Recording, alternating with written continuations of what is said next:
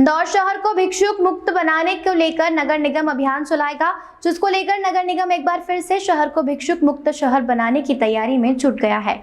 इस अभियान को लेकर नगर निगम ने भिक्षुओं को चिन्हित करने और उनके पुनर्वास के लिए योजना बनाने का काम शुरू कर दिया है, जिसके तहत निगम सभी भिक्षुओं की गणना करेगी। साथ ही उनसे उनकी संपूर्ण जानकारी भी ली जा रही है। वहीं निगम इन भिक्षुओं के लिए पुनर्वास की योजना पर भी काम कर रहा है, जिसके तहत नगर निगम भिक्षुओं को रोजगार और मकान दिलाने का काम भी करेगा। वहीं वर्तमान में बेघर भिक्षुओं के लिए नगर निगम ने अस्थायी व्यवस्था रेन बसेरों में करने का मन बनाया है।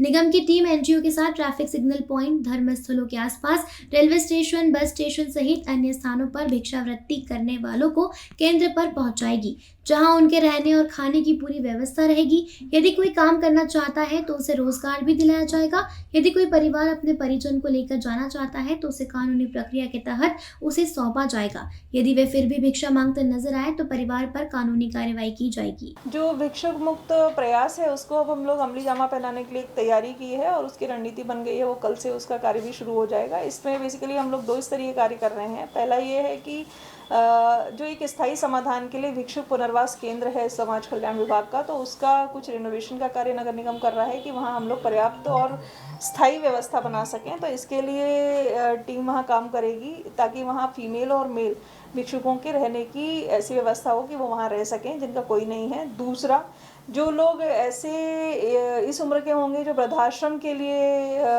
पात्र होंगे या उनकी कोई फैमिली नहीं है तो उनको वृद्धाश्रम में भेजने के लिए हम लोग वृद्धाश्रम में भी जो कैपेसिटी है उसको आइडेंटिफाई कर लिया है, वो भी वहाँ पर रख सकेंगे। तीसरे तरीके का, अगर कोई मानसिक रूप से विक्षिप्त हैं तो उनका मानसिक जो रोगी केंद्र है अपना बाणगंगा में, उसमें भी हम लोगों ने तैयारियां कर ली हैं। एनजीओ की टीम इसमें महत्वपूर्ण रोल प्ले कर रही है। इसमें 2 महत्वपूर्ण एनजीओ हैं, गोल्ड कॉइन और संस्था प्रवेश, वो इसमें सहयोग कर रहे हैं। तो कल से हम लोग एक रैन बसेरा आइडेंटिफाई किया है। कल से भिक्षुकों को लेकर वहाँ रखना, उनकी प्रोफाइलिंग करना और यदि उनकी कोई परिवार है तो शपथ पत्र के साथ उनके परिवारों को उनको सौंपना। यदि उनके कोई परिवार नहीं है तो भिक्षुक पुनर्वास केंद्र में रहेंगे और यदि उनकी आयु 60 वर्ष से अधिक है तो वो वृद्धाश्रम में रहेंगे। तो इस तरीके से इसकी पूरी तैयारी की है और एक बार जब ये भिक्षुक आना शुरू होंगे, उनकी प्रोफाइलिंग होगी, तो फिर हम लोग बेहतर तरीके से उनके लिए रिहेबिलिटेशन की व्यवस्था कर पाएंगे। हालांकि प्रत्येक प्रकार की कैटेगरी के लिए हम लोगों ने रिहेब की व्यवस्था कर ली है। इसमें कुछ केसेस ऐसे भी देखने को आए हैं जो हैबिचुअल ऑफेंडर्स हैं, जो जिनके परिवार हैं, जो ठीक ठाक अवस्था में भी हैं पर जानबूझकर इस काम में लगते हैं, उनके खिलाफ हम लोग जो सुसंगत धाराएं हैं उसमें क्रिमिनल केस में भी कार्रवाई करेंगे। ब्यूरो रिपोर्ट, खबर कोश न्यूज़, इंदौर।